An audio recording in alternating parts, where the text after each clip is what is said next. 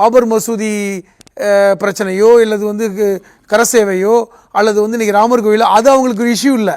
ரெண்டாவது நான் எப்பொழுதுமே பாஜகவோட கூட்டணி வைக்க மாட்டேன்னு சொன்னது இஷ்யூ இல்லை. அவர்களுக்கு இப்ப என்னன்னா இது எடப்பாடி அதிமுக, ஜெயலலிதாவுடைய அதிமுக இப்பொழுது இல்லை. ஜெயலலிதா என்கிற ஒரு மிகப்பெரிய ஆளுமை, அவர் அடிப்படையில் ஒரு இந்துத்துவவாதி அப்படிங்கிற மாதிரி கொண்டு வராங்க. அடிப்படையில் இந்துத்துவவாதி என்பவர் எங்களுக்கு தான் சொந்தம். எப்படி வந்து சர்தார் வல்லபாய் பட்டேல் எங்களுக்கு சொந்தம்னு கொண்டாடினாங்களோ அதே மாதிரி ஜெயலலிதாவே எங்களுக்கு சொந்தம்னு கொண்டாடுறாங்க. அதாவது அண்ணல் அம்பேத்கரையே எங்களுடைய ஆள் சொன்னவர்கள் அவர்கள். சொல்ல போனா அம்பேத்கர் வந்து ஒட்டுமொத்த சங்க பரிவாரங்களை எதிர்த்தவர், இந்து மகாசபைக்கு எதிராக இருந்தவர். அவரையே எங்க பக்கம் சொன்னாங்க. ஜெயலலிதா அப்படி சொல்லல. ஆனால் அவர் இந்துத்துவ கொள்கையோடு இருந்தார். அவர் இப்பொழுது இருப்பது அதிமுக அவர் இல்ல.